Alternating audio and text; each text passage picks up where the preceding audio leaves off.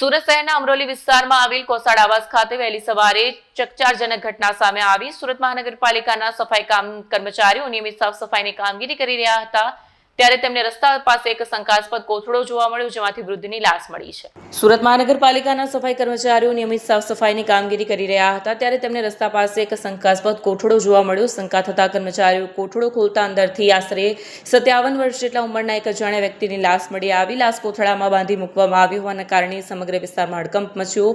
જાણ થતાં અમરોલી પોલીસનો કાફલો પહોંચ્યો અને સમગ્ર વિસ્તારને કોર્ડન કરી તપાસ શરૂ કરી। સાથે સાથે આસપાસના વિસ્તારોના સીસીટીવી ફૂટેજ પણ તપાસવામાં આવી રહ્યા છે। લાશ કોણે અહીં લાવીને ફેંકી તે માહિતી મળી શકે। હાલ મૃતકની ઓળખ અંગે તપાસ ચાલુ છે। ઉચ્ચ પોલીસ અધિકારીઓ ઘટનાસ્થળે પહોંચીને સમગ્ર મામલે વિગતવાર તપાસ શરૂ કરી છે। Bureau report Satya TV news Surat. જી સર, એક લાશ મળી છે, શું આખી વિગત?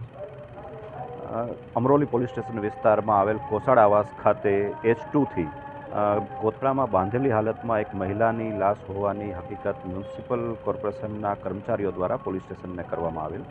જે ઘટનાની જાણ થતાં અમરોલી પોલીસ સ્ટેશન તથા અન્ય પોલીસ અધિકારીઓ ઝોન 5 વિસ્તારના સહિત સુરત ક્રાઇમ બ્રાન્ચના અધિકારીઓ પણ ઘટના સ્થળે દોડી આવેલ અને સમગ્ર બાબતની પ્રાથમિક તપાસ કરતાં આરોપીની શોધખોળ કરવા માટે પણ અલગ અલગ ટીમો હાલમાં કાર્યરત છે।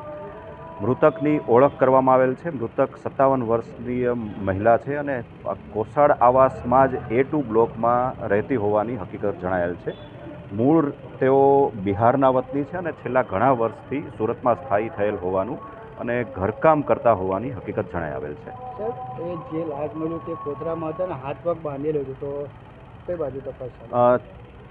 જે પરિસ્થિતિ જોતા પ્રાથમિક ધોરણે આ બાબત હત્યાની હોવાનું માની શકાય તેમ છે અને તે દિશામાં પોલીસની વિવિધ ટીમો કામગીરી કરી રહેલ છે।